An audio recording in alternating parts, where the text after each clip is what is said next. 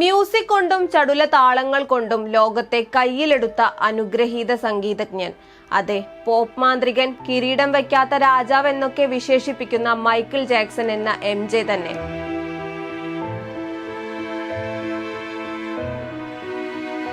'2009 മരണപ്പെട്ടുവെന്ന് ഔദ്യോഗികമായി റിപ്പോർട്ട് ചെയ്യപ്പെട്ടുവെങ്കിലും ഇന്നും അസ്തമിക്കാത്ത സൂര്യനെ പോലെ ലോകത്ത് ജ്വലിച്ചു നിൽക്കുകയാണ് അദ്ദേഹത്തിന്റെ പ്രഭാവം.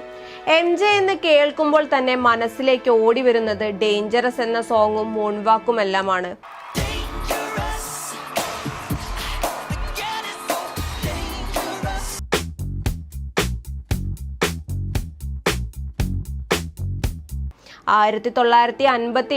ഓഗസ്റ്റ് 29 അമേരിക്കയിലെ ഇന്ത്യാനയിൽ ജോ ജാക്സന്റെയും കാതറിൻ ജാക്സന്റെയും 9 മക്കളിൽ 8ാമനായി ജനിച്ചു. ബോക്സറും ഒരു സ്റ്റീൽ കമ്പനിയിൽ ക്രെയിൻ ഓപ്പറേറ്ററും ഗിറ്റാറിസ്റ്റുമായിരുന്നു മൈക്കിൾ ജാക്സന്റെ പിതാവ് ജോ ജാക്സൺ. സംഗീതത്തെ വളരെയധികം ഇഷ്ടപ്പെട്ടിരുന്നു അദ്ദേഹം.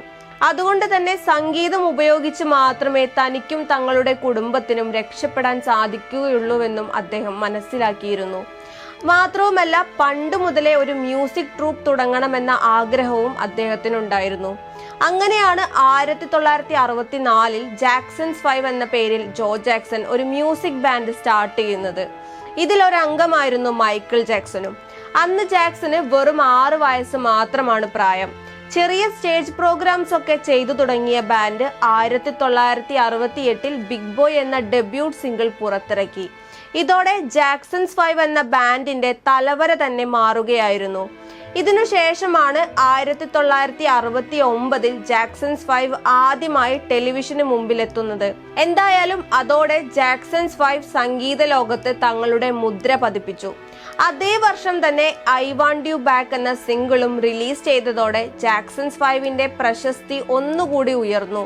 അങ്ങനെയിരിക്കെ 1971 മൈക്കിൾ ജാക്സൺ തന്റെ ആദ്യത്തെ സിംഗിൾ ഗാനം ഇറക്കുകയാണ്. അതോടെ അദ്ദേഹം കിരീടം വയ്ക്കാത്ത രാജാവായി സംഗീത ലോകത്തെ എസ്റ്റാബ്ലിഷ് ചെയ്യപ്പെടുകയായിരുന്നു. ശേഷം 1978 ഇറങ്ങിയ ഡെസ്റ്റിനി എന്ന ആൽബവും പിന്നീട് 1979 ഇറക്കിയ ഓഫ് ദി വാൾ എന്ന സിംഗിൾ ആൽബവും വലിയ ഹിറ്റ് ആവുകയും ചെയ്തു. ഇതിനിടയിൽ ജാക്സൺസ് 5മായി മൈക്കിൾ ജാക്സൺ തെറ്റുകയും ഒക്കെ ചെയ്യുന്നുണ്ട്.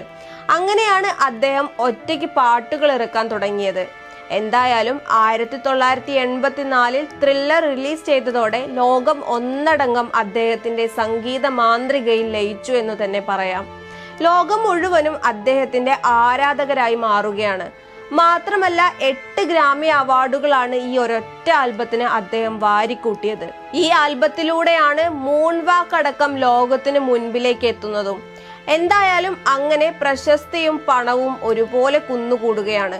അതുകൊണ്ട് തന്നെ അദ്ദേഹം ഒരു ബംഗ്ലാവും ഒരു പ്രൈവറ്റ് അമ്യൂസ്മെന്റ് പാർക്കും ഒക്കെ കെട്ടിപ്പടുക്കുകയും ചെയ്തു.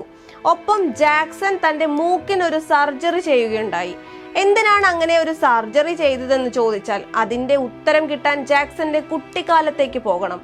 ജാക്സൺസ് 5 എന്ന മ്യൂസിക് ബാൻഡിന് വേണ്ടി കഠിനമായ ട്രെയിനിങ് ആയിരുന്നു മൈക്കിൾ ജാക്സൺ അടക്കം പിതാവ് ജോ ജാക്സൺ നൽകിയിരുന്നത്.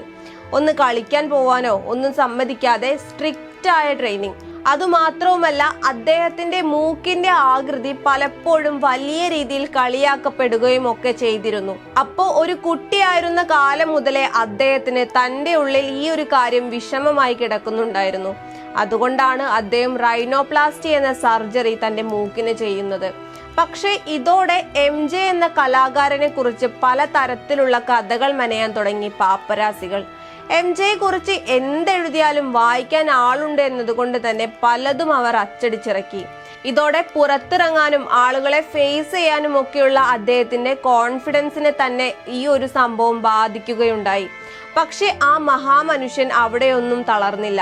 അദ്ദേഹം തന്റെ ഗാനത്തിലൂടെ ഇതിനെല്ലാം മറുപടി നൽകി. ലീവ് മീ അലോൺ എന്ന 14ാമത്തെ ആൽബം റിലീസ് ചെയ്തു. ഇത് തീർത്തും പാപ്പരാസികൾക്ക് വേണ്ടിയായിരുന്നു. പാപ്പരാസികളോട് തന്നെ വെറുതെ വിടാൻ പറയുന്ന ഇതേ ആൽബത്തിലാണ് 45 ഡിഗ്രി ചെരിഞ്ഞു നിന്നുള്ള സ്റ്റെപ്പൊക്കെ അദ്ദേഹം ലോകത്തിന് മുൻപിലേക്ക് എത്തിക്കുന്നത്.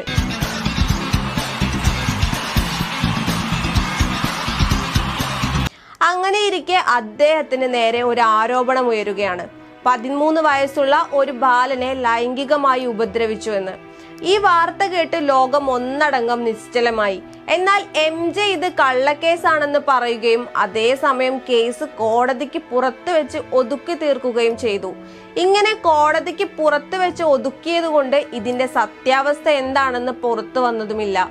അതുകൊണ്ട് അദ്ദേഹത്തെ മീഡിയയും പാപ്പരാസിയും എല്ലാം നിരന്തരം വേട്ടയാടിക്കൊണ്ടേയിരുന്നു. എന്നാൽ അതിനിടയിലും അദ്ദേഹം പുതിയൊരു ആൽബം ഇറക്കുകയും അത് വലിയ ഹിറ്റാവുകയും ഒക്കെ ചെയ്തു. എങ്കിലും അപ്പോഴേക്കും അദ്ദേഹം വലിയ കടബാധ്യതകളിലൊക്കെ പെട്ടിരുന്നു. അതുകൊണ്ട് 2009 ദിസ് ഈസ് ഇറ്റ് എന്ന ആൽബം 50 ഷോ ചെയ്യാൻ അദ്ദേഹം തീരുമാനിക്കുകയുണ്ടായി.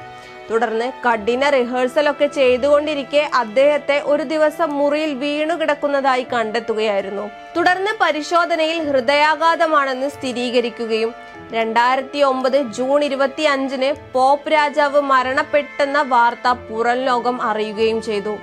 ആ ദിവസം ആ ചടുല താളം നിശ്ചലമായി. എന്നാൽ ഇന്നും ലോകം അദ്ദേഹത്തെ മറന്നിട്ടില്ല. അദ്ദേഹത്തിന്റെ സംഗീതം ഇന്നും ആളുകൾക്ക് ഒരുപാട് പ്രിയപ്പെട്ടതാണ്. MJ എന്ന പോപ്പ് മാന്ത്രികൻ ഇന്നും അദ്ദേഹത്തിന്റെ സംഗീതത്തിലൂടെ ജീവിക്കുകയാണ്.